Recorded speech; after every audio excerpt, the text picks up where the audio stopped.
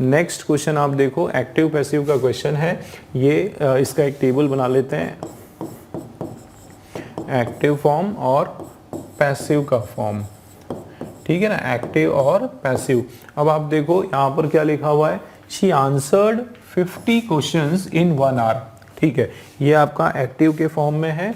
और इसमें हम देखते हैं कि शी जो है ये आपका क्या है, सब्जेक्ट है ना। आंसर्ड क्या है आपका, वर्ब है, और वर्ब का कौन सा फॉर्म है, सेकंड फॉर्म है, ठीक है। वर्ब कौन सा है आपका, मेन वर्ब है, ठीक है, मेन वर्ब है। और क्या किया उसने, देखो आंसर्ड, क्या आंसर किया उसने, 50 क्वेश्चंस आंसर किए। तो 50 क्वेश्चंस जो है वो आपका क्या है, वो आपका ऑब्जेक्ट है। और ये जो इन 1 आवर है ये आपके अदर दूसरे कुछ शब्द हैं जिसको हम एक्स्ट्रा वर्ड भी बोलते हैं, ठीक है। ये हमारे कॉम्प्लीमेंट्स भी इनको कहा जाता है, तो ये एक्स्ट्रा शब्द है, ठीक है। अब ठीक है, याद रखना ये अदर वर्ड्स हैं, इनको कॉम्प्लीमेंट्स भी कहा जाता है। अब देखो, अब यहाँ पे हमारा जो है एक्टिव में स्ट्रक्चर मिल गया, क्या, सब्जेक्ट, वर्ब का फर्स्ट सेकंड फॉर्म सॉरी, और ऑब्जेक्ट। तो सीधा इसको कैसे चेंज करना है, इसका जो फॉर्मूला है, इसका जो पैसिव है वो क्या होता है, सबसे पहले ऑब्जेक्ट, उसके बाद जो है ना आपका हेल्पिंग वर्ब, ठीक है। हेल्पिंग वर्ब को दोस्तों ना ऑक्सिलरी वर्ब भी बोलते हैं, ए बी, है ना, इस तरीके से। और इसका कौन सा टेंस ये भी ध्यान रखो भाई, ये कौन सा है, ये पास्ट टेंस है, ये किस में आ गया, पास्ट में आ गया। तो यहाँ क्या, ये भी पास्ट हो जाएगा। तो पास्ट में हमारे हेल्पिंग वर्ब क्या होता है, या तो वॉज होता है या फिर वर होता है, ठीक है। उसके जस्ट बाद जो है आपका जो भी मेन वर्ब है उसका थर्ड वाला फॉर्म लगाएंगे, उसके बाद बाय लगाएंगे, और उसके बाद जो है लास्ट में हमारा सब्जेक्ट आ जाएगा, ठीक, इस तरीके से। अब आप देखो कि किससे हमारा ये जो फॉर्मूले के हिसाब से कौन सा हमारा पॉइंट राइट है। अब देखो सबसे पहले तो ऑब्जेक्ट देखो, ऑब्जेक्ट क्या है आपका, ऑब्जेक्ट है 50 क्वेश्चंस। तो 50 क्वेश्चन से शुरुआत हो रही है, देखो चारों में 50 क्वेश्चन से शुरुआत हो रही है, ठीक है, चलिए अच्छी बात है। इसके जस्ट बाद है ना, इसके जस्ट बाद जो है आपको क्या ध्यान रखना है कि वॉज या वर में से क्या आएगा। देखो कितने क्वेश्चंस है, 50 क्वेश्चंस है, तो ये क्या है, ये आपका प्लूरल नाउन है। कौन सा नाउन है, प्लूरल नाउन है। तो जाहिर सी बात है प्लूरल आपका वर्ब होने वाला है, मतलब वर आएगा, क्या आने वाला है, वर। तो बताओ जरा कहाँ है वर, है वो भी नहीं होगा, क्यों, क्योंकि ये हमारा परफेक्ट टेंस का सेंटेंस नहीं है, ठीक, वर आएगा। चलिए वर ठीक है, वर ठीक है। आर प्रेजेंट में नहीं आएगा तो ये भी रॉन्ग, मतलब डी वाला हमारा गया, ए वाला हमारा गया, 2 ऑप्शन हमारे पास बचे। अब दोस्तों, अब एक चीज ध्यान रखो, कभी भी ये बीइंग आया तो बीइंग केवल कंटिन्यूस टेंस वाले सेंटेंस के लिए आता है। कभी भी अगर हमारा सेंटेंस किस फॉर्म में है, आईएनजी के फॉर्म में है, ठीक है ना, कंटिन्यूस टेंस के फॉर्म में है, जिसमें कि वर्ब के साथ जो है V1 के साथ जो है आईएनजी लगी जाती है, उसको कंटिन्यूस बोलते हैं। उस आईएनजी को कवर अप करने के लिए, उस आईएनजी को बताने के लिए हमको जो है पैसिव में बीइंग लगाना पड़ता है, कोई एक आईएनजी का शब्द लगाना पड़ता है। तो यहाँ पर आईएनजी का कोई भी शब्द नहीं है, है ना। इसका मतलब ये हमारा कंटिन्यूस टेंस का क्वेश्चन तो नहीं है भाई, कंटिन्यूस का नहीं है, बीइंग आ गया, मतलब ये वाला ऑप्शन रॉन्ग, मतलब सी वाला हमारा राइट आंसर है, ठीक है, सी वाला हमारा राइट आंसर हो गया। आप देखो 50 क्वेश्चंस, क्योंकि ये प्लूरल नाउन है तो उसके साथ जो है आपका प्लूरल वर्ब हो गया, ये बराबर 50 क्वेश्चंस वर, और वर्ब का जो है उसके बाद मेन वर्ब का कौन सा फॉर्म, थर्ड फॉर्म आंसर्ड हो गया, किसके द्वारा, बाय हर। हर कौन है हमारा, सब्जेक्ट है। शी का क्या बन जाता है, हर बन जाता है, ठीक है ना दोस्तों। और ये जो एक्स्ट्रा वर्ड है ये आखिरी में, बाय हर इन 1 आवर, कब, कितने, 1 घंटे में, ठीक। तो ये सी वाला जो है आप देखो बिल्कुल हमारा राइट ऑप्शन हो गया। चलिए तो क्वेश्चन नंबर 18 आपके सामने है, जो कि हमारा जंबल का रीअरेंजमेंट का आपका क्वेश्चन है। और जिस तरीके से मैंने आपको ट्रिक्स बताया, 1 मिनट के अंदर आप इस क्वेश्चन को सॉल्व कर सकते हो। देखो कैसे, सबसे पहले आप ढूंढो कि हम इस सेंटेंस में स्टार्ट किससे करेंगे, स्टार्टर क्या होगा, और पेयर बनाना सीख लो, बस काम हो जाएगा आपका। देखते हैं, देखो मैं देखो क्या लिखा, दिस कोड कंटेन, भैया कौन सा कोड कंटेन, ये किस कोड की बात हो रही है हमको नहीं पता, ठीक। मतलब ये कभी भी इस तरह का जो प्रोनाउन आता है, डेमोन्स्ट्रेटिव या कोई भी प्रोनाउन आता है जिसकी कि उसको पढ़ने से पूरी इंफॉर्मेशन हमको पता नहीं चलती, ऐसा मालूम ही नहीं पड़ रहा है कि भाई दिस कोड तो कौन सा कोड, मतलब इससे पहले कुछ ना कुछ वाक्य में उस कोड के बारे में बात की होगी, मतलब ए आपका जो है स्टार्टर नहीं है। तो ए वैसे भी आपका स्टार्टर नहीं दिया है, अच्छी बात है। आगे देखते हैं, each living organism has a DNA code. अब देखो यहाँ पे ईच से नहीं बोला, पूरा का पूरा समझोगे, हर एक लिविंग ऑर्गेनिज्म, यहाँ पे ईच जरूर दिया है लेकिन ईच के साथ जो है पूरा पूरा पढ़ेंगे तो ऐसा लगेगा कि ये पूरा हमारा सब्जेक्ट है। भाई कौन, किसके पास हैज डीएनए कोड, ये डीएनए का जो कोडिंग है ये किसके पास ये होता है, ये हर एक लिविंग ऑर्गेनिज्म के पास होता है, ठीक है। मतलब ये पूरा का पूरा जो है ना हमारा ये सब्जेक्ट है, ये क्या है, सब्जेक्ट है। मतलब एक चीज समझ में आ रही है कि बी हमारा स्टार्टर हो सकता है, बी हमारा स्टार्टर हो सकता है। चलिए फिर भी कंफर्म करते हैं क्या डी होगा, सी देख लेते हैं पहले।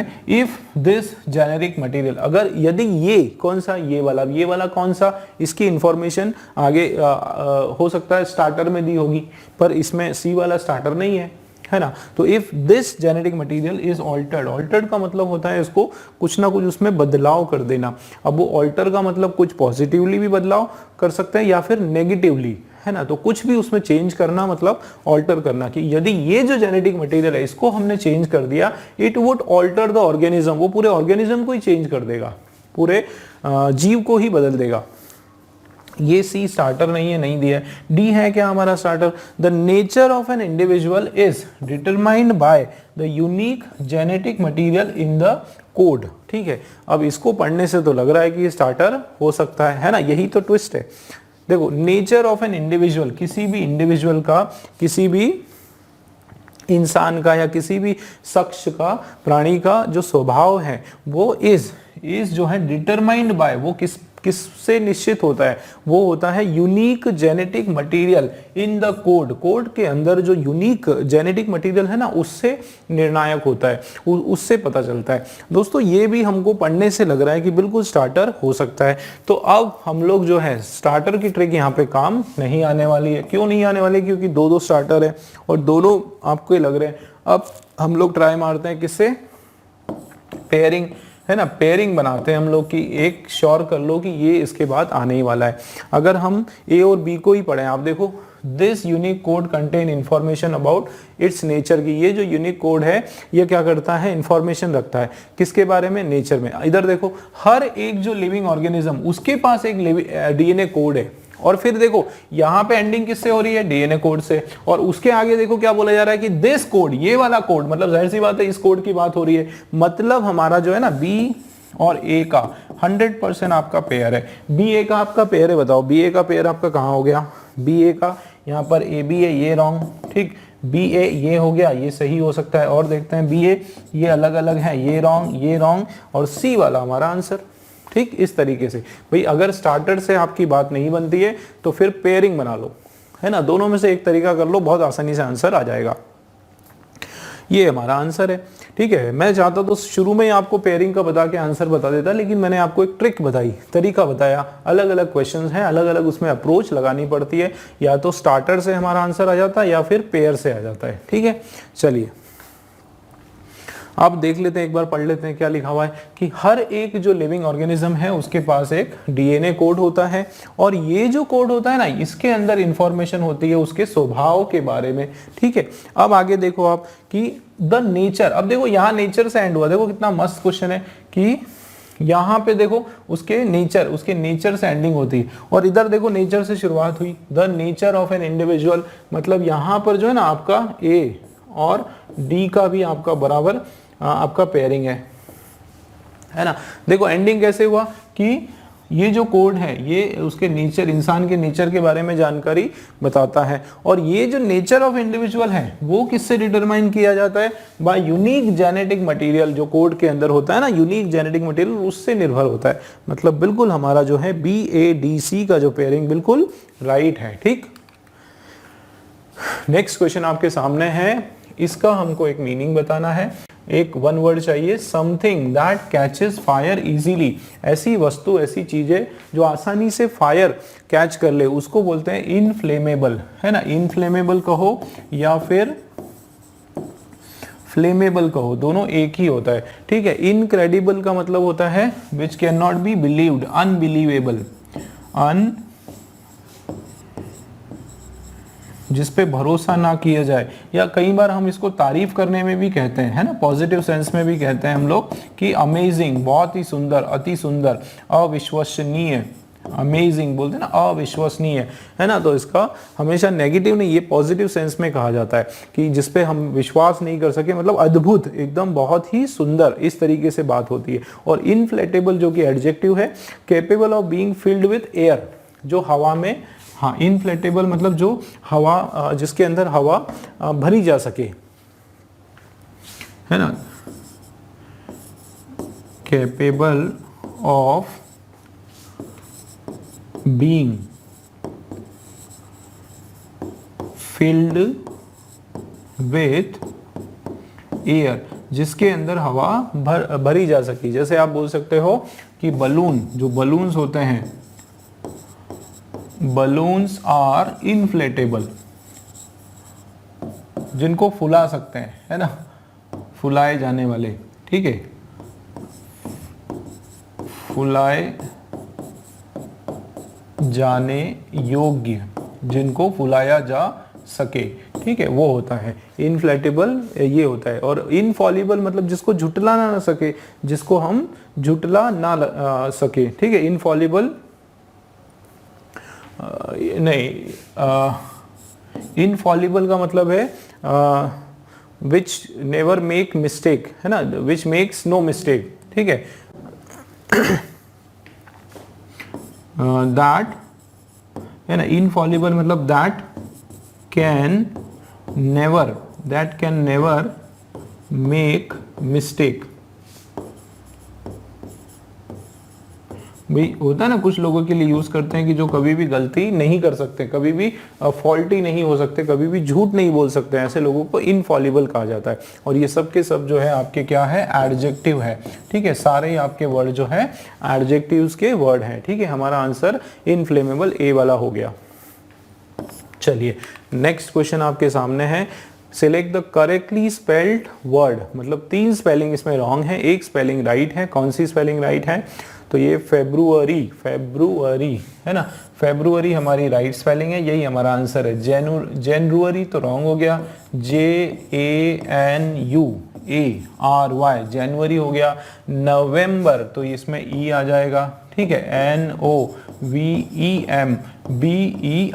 ये आपका नवंबर हो गया। और अक्टूबर, OCTOBER, ये आपका अक्टूबर हो गया।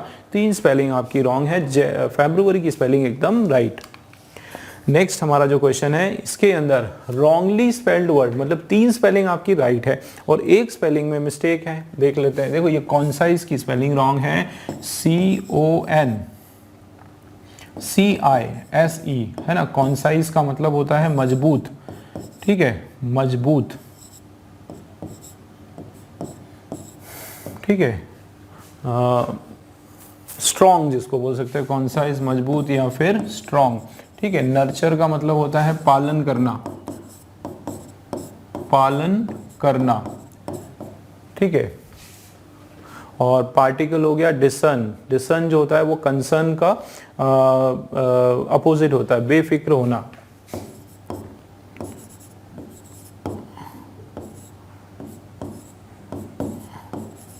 ठीक है, बेफिक्र होना, है ना। ये सेंस में आपका क्या हो जाएगा, डिसन करना। चलिए तो ये हमारा हो गया। नेक्स्ट क्वेश्चन हम लोग देख लेते हैं। 22nd क्वेश्चन जो है हमारा, इसका जो राइट आंसर है आपका कॉन्साइज हो जाएगा। नेक्स्ट क्वेश्चन जो है 22nd आपका, इसके अंदर ग्रामेटिकल एरर हमको देखना है। Darkness filled like ink and began to spread at everything, ठीक है। इसमें देखो कुछ एरर है क्या, darkness filled like ink and begin to spread at everything, ठीक है। तो begin to spread at everything, तो बिगिन टू स्प्रेड एवरीथिंग। देखो डार्कनेस स्पिल्ड लाइक, यहाँ पे क्या हो रहा है कि जो अंधकार है है ना, अंधकार जो है वो फैला, वो कैसा फैला, वो इंक की तरह, स्याही की तरह फैला, ठीक है, इंक की तरह फैला, है ना, एकदम पूरा अंधकार जो है, spilled darkness spilled like ink, हाँ ठीक है, इंक की तरह फैला, एंड बिगिन टू, और क्या शुरू हुआ, begin to spread at everything. तो begin to spread at everything नहीं होगा दोस्तों, ठीक है, क्यों, क्योंकि ये आपका जो एवरीथिंग है ये क्या है, ये आपका इनडेफिनिट वर्ड है, क्या है ये, इनडेफिनाइट, है ना, इनडेफिनिट वर्ड है, ठीक है, इसका मतलब क्या होगा कि on everything, spread on everything, begin to spread on everything, ये आपका सही हो जाएगा, ठीक है, तो सब पर, begin to spread on everything, ठीक है, क्यों, क्योंकि एट जब हम यूज करते हैं, एट के बाद जो है ना कोई डेफिनेट आता है, कोई डेफिनाइट आता है, या कोई पॉइंट आता है, एग्जैक्ट कोई पॉइंट की हम जब बात करते हैं ना, तो हम बोलते हैं कि उस तरीके से, तो बिगिन टू स्प्रेड नहीं होगा, बिगिन टू क्या होगा, बिगिन एट नहीं होगा, है ना, बिगिन स्प्रेड ऑन एवरीथिंग, ठीक है, ये आपका जो है सी वाला राइट ऑप्शन हो जाएगा, ठीक। नेक्स्ट क्वेश्चन हम लोग देख लेते हैं, डायरेक्ट इनडायरेक्ट का हमारा क्वेश्चन, और इसमें भी हम लोग एक टेबल बना लेते हैं, ठीक है, ये आपका डायरेक्ट और इनडायरेक्ट, इसमें आप देखें कि क्या दिया हुआ है, देखो सबसे पहले समझ लेते हैं, सीमा सेड टू हर डॉटर, कि सीमा जो है उसने अपनी डॉटर से कहा, क्या कहा, don't go near the well, कि क्या करना, कुएं के पास मत जाना। दोस्तों ये इस तरह के जो सेंटेंस हैं ये आपके कैसे होते हैं, देखो क्वेश्चन नहीं पूछा जा रहा है, ये आपका ना इम्पेरेटिव सेंटेंस है, क्या है, इम्पेरेटिव सेंटेंस का फॉर्मूला ये होता है कि या तो वर्ब का फर्स्ट फॉर्म और उसके बाद जो है अदर वर्ड्स, ठीक है, ये तो या तो ये होगा, या आप जैसे मना करते हो, नेगेटिव में है तो क्या आता है, डोंट आ जाता है, क्या आता है, डोंट आता है ना, और उसके बाद वर्ब का फर्स्ट फॉर्म आ जाता है, और उसके बाद जो है अदर वर्ड्स आ जाता है। बिल्कुल आपको इस तरीके से ध्यान रखना है, ठीक है। तो इसमें क्या होगा कि कभी भी डोंट वगैरह आया, मना करने का सेंस में आया, तो आपको सीधा सीधा क्या करना है, डोंट का चेंज हो जाता है नॉट टू। ये याद रखो, ये बहुत इंपॉर्टेंट चीज मैं आप लोगों को बता रहा हूँ। डोंट का हमेशा क्या हो जाएगा, नॉट टू हो जाएगा। बिल्कुल आपको ये रट के रखना है, याद रखना है, डोंट का क्या हो जाएगा, नॉट टू हो जाएगा। कभी भी डोंट आया तो उसको आपको रिप्लेस करना है किससे, नॉट टू से। अच्छा, रही बात इसकी किसकी, ये जो सेड टू वर्ड है, अब ये जो सेड टू वर्ड है, अब मुझे एक चीज बताओ, है ना, इसने कहा, ये तो वैसे ही रहेगा, लेकिन अब इसमें जब हम चेंज करते हैं तो इम्पेरेटिव का मतलब होता है या तो वो कोई एडवाइस दे रहा है, क्या दे रहा है, या तो कोई वो एडवाइस दे रहा है, या फिर कोई ऑर्डर दे रहा है ना, किसी चीज का ऑर्डर दे रहा है, या कुछ रिक्वेस्ट हो रही है ना, या क्या हो रहा है, रिक्वेस्ट हो रहा है, या कोई वार्निंग देने की बात हो रही है, तो है ना, या फिर क्वेश्चन पूछ रहे हैं तो आस्क हो रहा है, आस्किंग की बात हो रही है। तो यहाँ पे है ना, ये सब के सब जो है, सॉरी वांट, सब के सब आपके V2 में आएंगे, है ना। अगर इसमें चेंज होगा तो ये एडवाइज्ड हो जाएगा, ये ऑर्डर्ड हो जाएगा, ये रिक्वेस्टेड हो जाएगा, और ये वांट हो जाएगा। इसके बदले क्या हो जाएगा, ये हमारा वांट हो जाएगा, और आस्क का आस्क्ड, सारे के सारे आपके जो है वर्ब के सेकेंड फॉर्म हो जाएंगे। ये इसकी रिप्लेसमेंट मैं आपको बता रहा हूँ, ठीक है। तो ये कुछ चीजें याद रखो। अब क्योंकि क्या हो रहा है, वो जो है सीमा अपनी लड़की को बोल रही है, और वहां मत जाना, कहाँ मत जाना, कुएं के पास मत जाना, मतलब वार्निंग दे रही है। तो यहाँ इसका जो राइट रिप्लेसमेंट है वो क्या होगा, वांट, WARNED। तो यहाँ पे रिक्वेस्ट तो नहीं कर रही है, तो ये आपका रिक्वेस्ट नहीं हो रहा है, रॉन्ग हो गया। उससे कह रही है, टोल्ड, है ना, उसने अपनी कह रही, कोई इंस्ट्रक्शन दे रही है, तो कोई इंस्ट्रक्शन कह नहीं रही वो, है ना, तो ये भी आपका राइट नहीं होगा, ठीक है। उसके अलावा भी हम लोग देखेंगे, मतलब ये भी आपका रॉन्ग हो गया, सेड आपका रॉन्ग हो गया, वांट आपका सही हो गया, ठीक है। उसके अलावा भी हम लोग देखते हैं कि चलो ये मान लो लिखा हुआ है रिक्वेस्टेड, उसके बाद क्या, टू हर। तो ये भी याद रखो कि रिक्वेस्टेड के बाद टू नहीं आता है, केवल डायरेक्ट रिक्वेस्टेड और उसके बाद आपका ऑब्जेक्ट आ जाता है ना, हर डॉटर आ जाएगा। टोल्ड, जैसे ये टोल्ड हर डॉटर बराबर है, अगर कुछ और होता तो। सेड जो है, सेड के साथ तो टू हमेशा ये लगता है, सेड अकेला नहीं होगा यहाँ पे, तो ये रॉन्ग हो गया। और क्या क्या एरर है वो भी बता दूंगा मैं, है ना।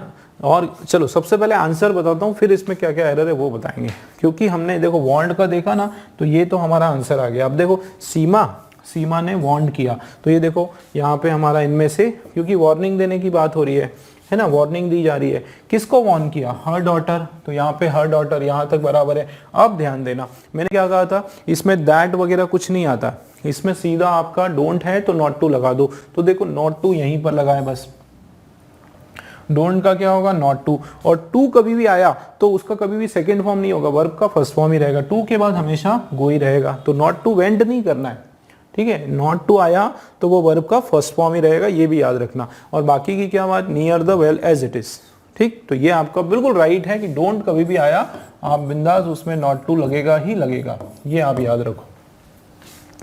अब प्रॉब्लम्स देखते हैं। देखो इसमें क्या दिक्कत है कि पहले तो टू आ गया, यहाँ गड़बड़ है, हर डॉटर टू गो है ना, टू गो नहीं होगा, नहीं जाने के लिए बोला था, तो यहाँ पे ये एरर। फिर Seema told her daughter that, that आ गया, दैट नहीं चाहिए। और don't go as it is आ गया, वो भी नहीं होगा। Seema her daughter you should not go, अब ये क्या हो रहा है कि वो एक तरह से एडवाइस दे रहे हैं, है ना, वो क्या दे रहे हैं कि तुम वहां मत जाओ, ये भी रॉन्ग हो गया। डी वाला जो है हमारा बिल्कुल अप्रोप्रिएट आंसर हो गया, ठीक।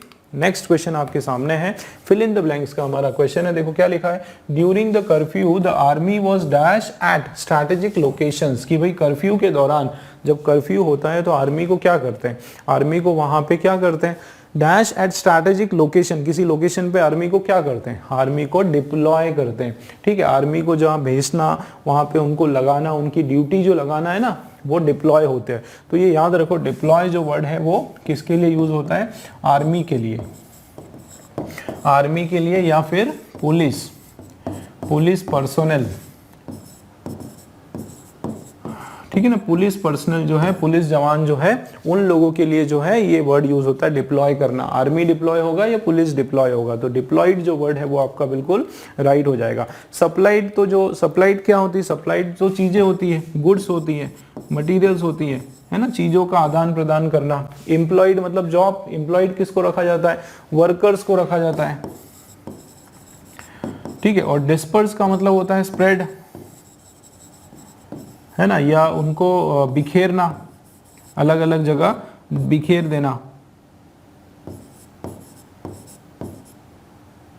फैलाना उनको, है ना, या फिर उनको तितर बितर कर देना। डिस्पर्स का मतलब है उनको एकदम इधर उधर तितर बितर करना, तितर बितर, ठीक है, तितर बितर करना, ठीक है। तो इस तरीके से, जैसे the crowd was disperse by the police, police के द्वारा, पुलिस के जवानों के द्वारा जो क्राउड है, भीड़ है, उसको क्या कर दिया, डिस्पर्स कर दिया। ये the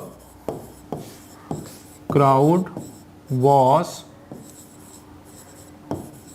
dispersed by the police, police के द्वारा जो भीड़ है उसको एकदम इधर उधर तितर बितर कर दिया, उनको सेपरेट कर दिया, अलग कर दिया, ठीक है, वो सेंस हो जाएगा। तो राइट इसका जो आंसर है हमारा फर्स्ट वाला डिप्लॉयड जो है बिल्कुल सही हो जाएगा। नेक्स्ट क्वेश्चन आपके सामने है, और ये हमारा जम्बल्ड का वापस से आ गया, रीअरेंज हमको करना है।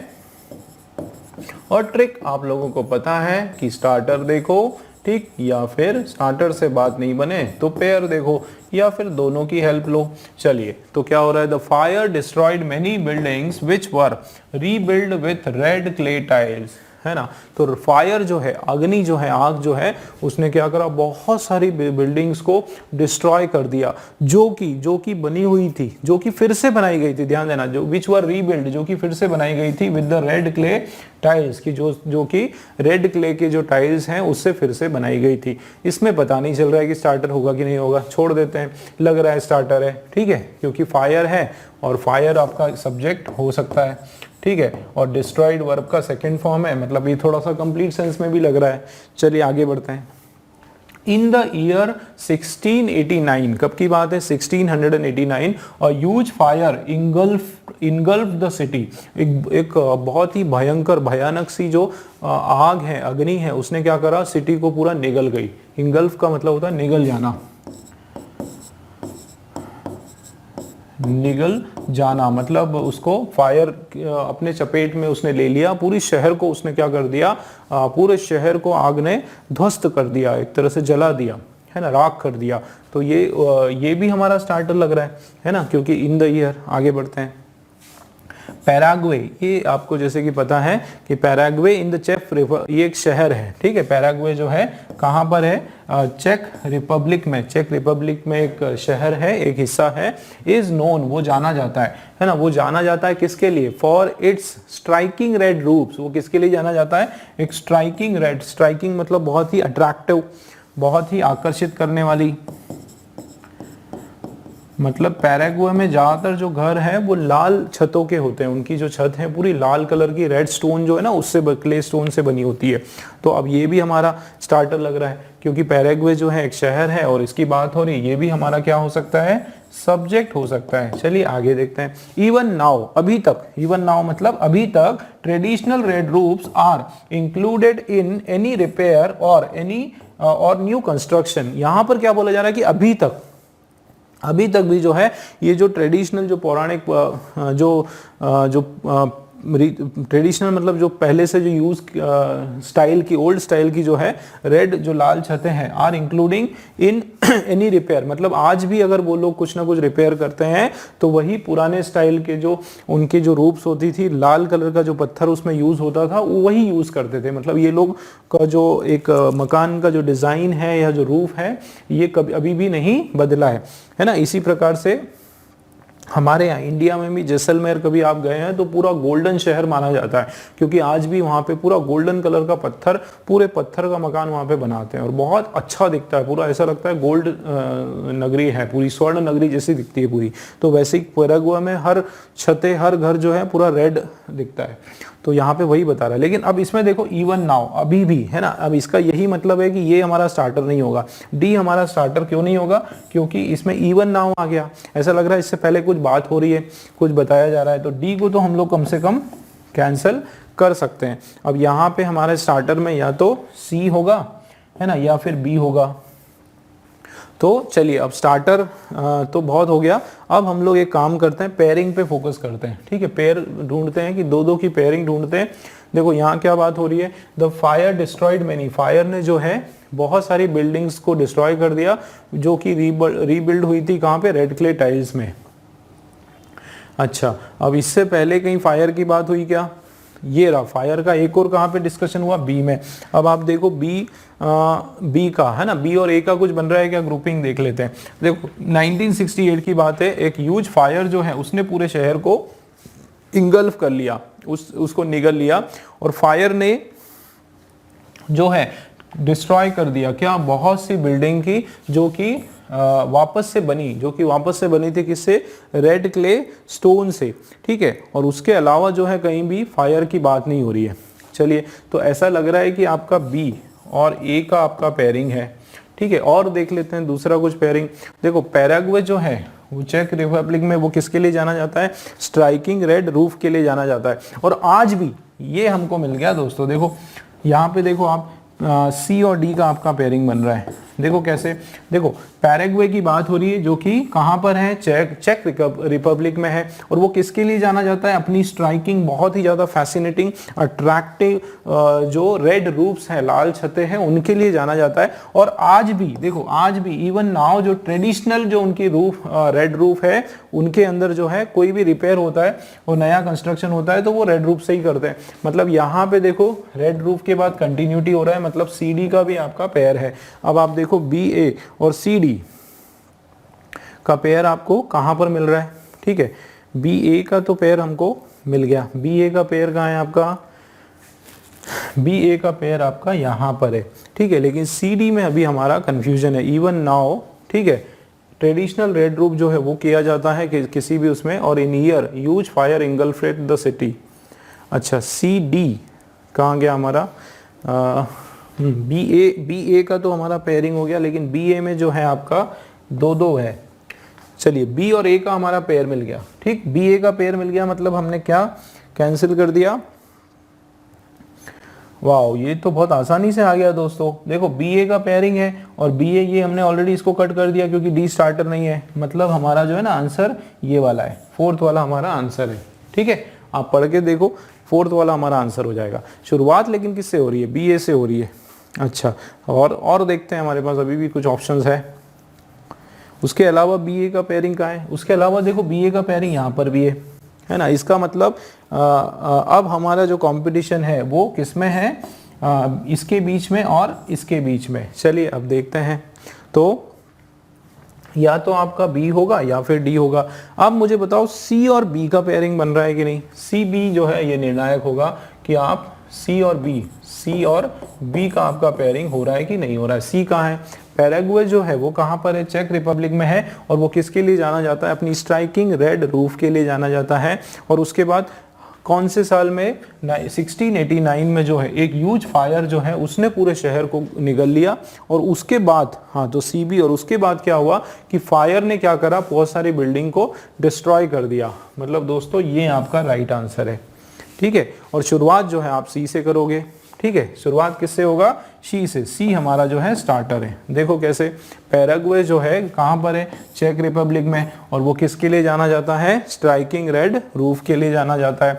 उसके बाद बी पॉइंट देखो, कौन से साल में, 1689 में क्या हुआ था, एक ह्यूज फायर जो है उसने पूरे शहर को निगल लिया था। उसके बाद देखो आप फायर के बारे में और बताया जा रहा है कि जो फायर है उसने बहुत सारी बिल्डिंग्स को डिस्ट्रॉय कर दिया था, जो कि वापस से रेड क्ले स्टोन टाइल से बनाई गई है ना, वापस से वो बनाई गई। और उसके बाद आज भी इवन नाउ जो ट्रेडिशनल उसकी जो छत है, मतलब ये फायर वायर का जो इंसिडेंट है वो सब होने के बाद में अंत में क्या हुआ कि आज भी इसकी जो रेड रूफ्स हैं वो, कि कोई भी रिपेयर वगैरह होता है या कंस्ट्रक्शन होता है तो उसमें यही रेड रूफ ही यूज होती है, ठीक है। मतलब हमारा बी वाला जो है वो बिल्कुल आपका राइट ऑप्शन है, ठीक है। बी वाला जो है CBAD हमारा राइट आंसर है, ठीक है। और ये हमारा जो है 25th क्वेश्चन, लास्ट क्वेश्चन था इस क्वेश्चन पेपर का। और I hope friends you understood the way I explain. आपका जो कंसेप्ट भी क्लियर होगा, आप क्लियर हुआ होगा, आपको ट्रिक्स के माध्यम से मैंने समझाने की कोशिश की। चलिए इसी तरीके से हम लोग डिस्कस करने वाले हैं अगला हमारा पेपर